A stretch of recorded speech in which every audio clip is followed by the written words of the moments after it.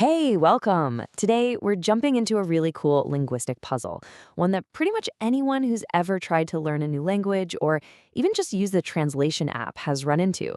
We're about to pull back the curtain on the secret lives of words and figure out why you can't just swap them one for one.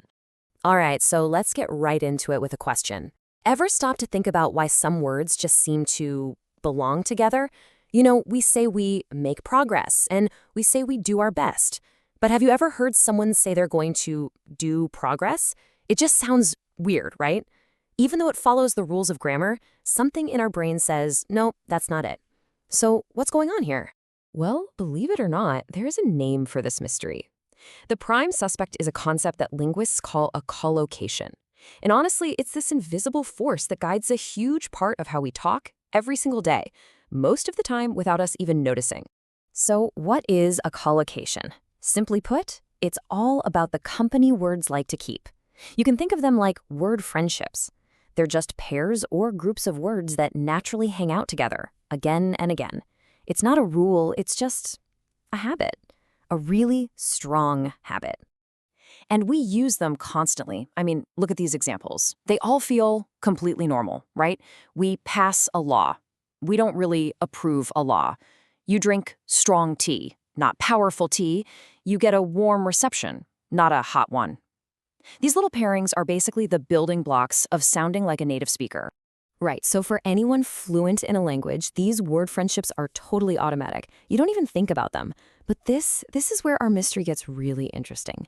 What happens when these super simple, natural-sounding phrases need to jump over a language barrier? Well, that's when the whole word-for-word game just completely falls apart. And this leads us right into the collocation trap. This is the part of our investigation where we see how things can get seriously lost in translation. It's a huge pitfall for anyone learning a new language, and yeah, even for a lot of that translation software we rely on. So to see this in action, let's just zoom in and put one seemingly simple English word under the microscope. Deliver. Sounds easy enough, doesn't it? You deliver a package, you deliver a speech, but translating it? Whoa, that's a whole different story. And boom, this right here shows the problem perfectly. In English, we use the same verb, deliver, whether we're talking about a letter, a speech, a baby, or a verdict. But look at this. In Arabic, you need a totally different verb for each of those situations.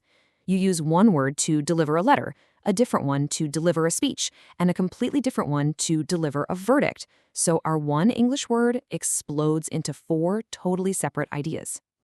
And it's not just verbs. The plot thickens with adjectives, too. Take the word heavy. In English, you can have heavy rain, heavy sleep, heavy fog, even a heavy meal. But when you try to translate those into Arabic, the whole idea of heaviness just vanishes. Instead, you get words that actually mean abundant rain, deep sleep, dense fog, and a rich or fatty meal. The translation is all about the real meaning, not the literal word. So what's the big takeaway here? You just can't swap words. It's like this quote says, translation isn't about one system. It's about two completely different linguistic systems. Each language has its own unique rule book, its own special set of word friendships that make it sound natural. Okay, so if a direct word-for-word translation is often a recipe for disaster, how on earth do skilled translators pull it off? Well, they're not just using a bigger dictionary. They have a whole toolkit of strategies for cracking the language code and finding what actually sounds right. And here it is, the translator's toolkit. Look, sometimes you get lucky and there's a direct one-to-one translation, but way more often you have to get creative. You might have to find a totally different structure or expand on the idea with more words to explain it. Or in the really tricky cases, you just have to paraphrase the whole concept from the ground up. And what this really drives home is that translation is a serious skill. It's a genuine art form. It's not really about finding the right word. It's about deeply understanding two different cultures, two different ways of seeing the world, and then building a solid bridge between them. So, after all that, what's the big lesson here? Why does getting a handle on these word friendships matter so much? Whether you're a translator, trying to learn a new language, or honestly just curious about how language actually ticks. When you boil it all down, it really comes back to one single goal. The point of a truly great translation isn't to be perfectly literal. It's to find the one, single, most natural, most authentic phrase in the new language, the one that a native speaker would actually say without thinking twice. And that's really the heart of it. Getting these word friendships right is the secret key. It's what separates that clunky, awkward-sounding language from something that's smooth, natural, and fluent. It's the difference between sounding like you're reading from a textbook and sounding like you really speak the language. So, next time you're talking, just listen for a second.